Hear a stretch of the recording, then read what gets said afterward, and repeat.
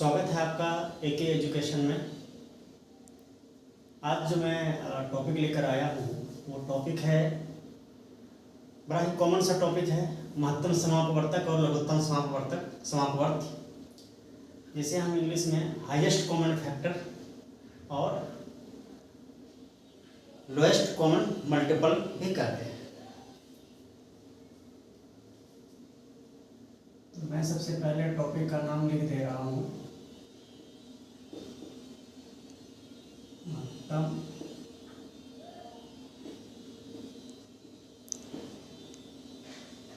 समापवर्तक और लघुत्तम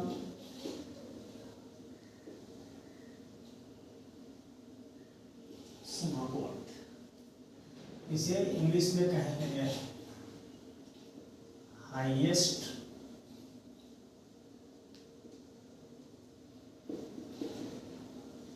common factor, इसे lowest common multiples. इस पर हम बारी बारी से विचार करें। ऐसा मैंने इसलिए बताया क्योंकि ये दोनों चीज़ें साथ साथ चलती हैं। आप चैप्टर में भी कहीं देखेंगे पाएंगे तो दोनों एक ही साथ एक ही चैप्टर में कवर होता है। तो महत्तम समापवर्तक पर जब यदि हम विचार करते हैं, सबसे पहले इसमें जो इसका बेसिक चीज है वह यहाँ पर छिपा हुआ है और इसका भी बेसिक यहाँ पर छिपा हुआ है।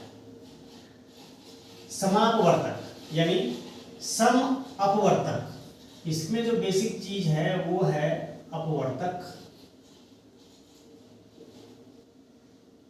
और इसमें अपवर्त्य। जब तक हम अपवर्तक और अपवर्त्य इन दो चीजों को नहीं समझेंगे तब तक हम महत्तम समापवर्तक और लघुत्तम समापवर्त्य को नहीं समझ पाएंगे।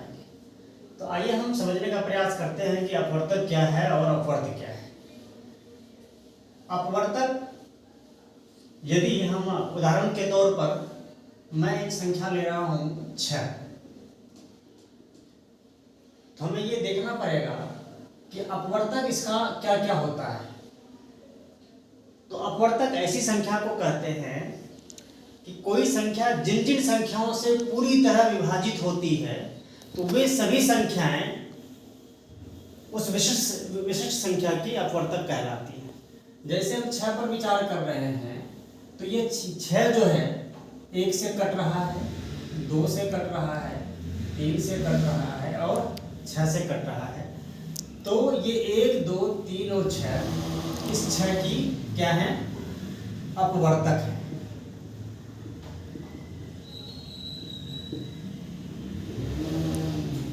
आगे जब हम इससे बढ़ते हैं तो यहाँ पर समापवर्तक वाली बात आती है। इंग्लिश नाम में हम देखें तो ज्यादा क्लियर होगा कि कॉमन, ये तो हमने फैक्टर निकाल लिया, लेकिन इसमें कह रहा है कॉमन फैक्टर। तो कॉमन फैक्टर के लिए हमें एक और संख्या लेनी पड़ेगी। सपोज कि हमने वो दूसरी संख्या हम ले रहे हैं 9 हमारा कट रहा है 1 से, 3 से और 9 से। अब इसमें हमें देखना है कि हमारा कॉमन फैक्टर क्या है, यानी समापवर्तक क्या है।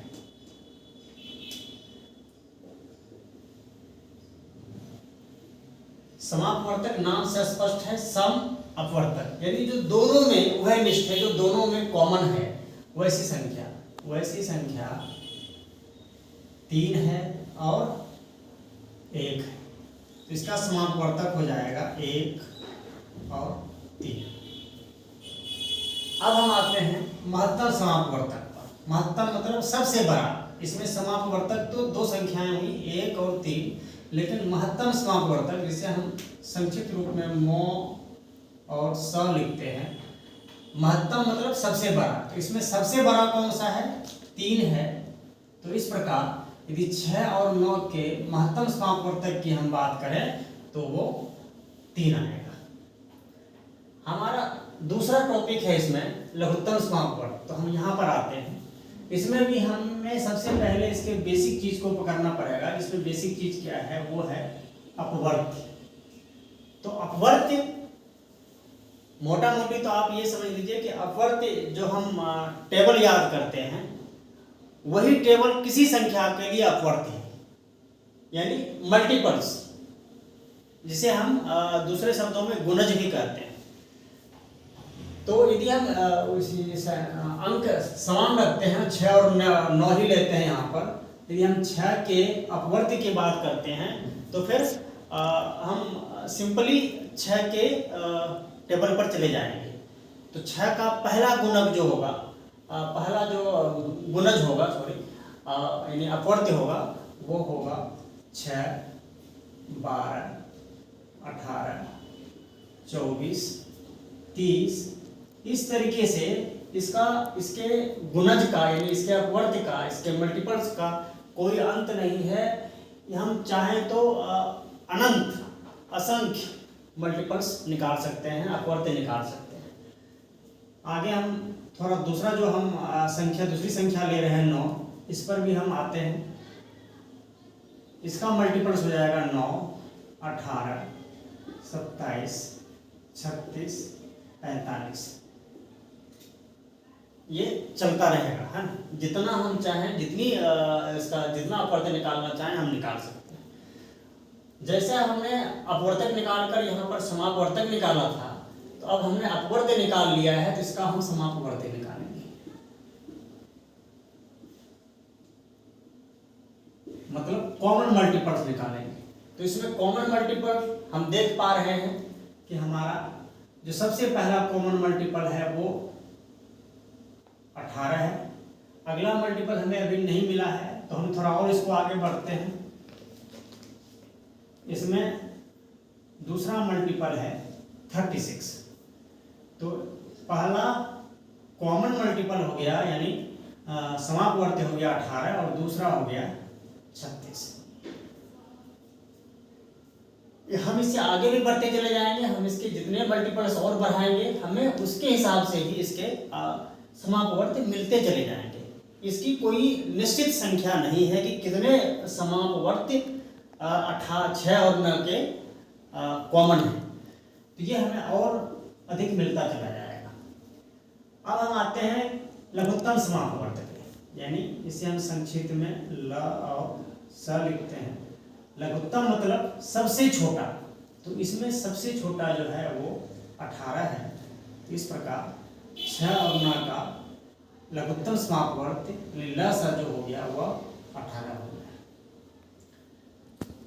अब एक चीज हमें और जो जानना चाहिए, उसमें वो चीज हमें ये इसमें जानना जरूरी है कि यहाँ पर हम इसका नाम महत्तम समापवर्तक ही क्यों है, इसे हम लघुत्तम समापवर्तक क्यों नहीं कहते, या फिर इसका नाम लघुत्तम समापवर्त्य क्यों है, इसे हम महत्तम समापवर्त्य क्यों नहीं कहते।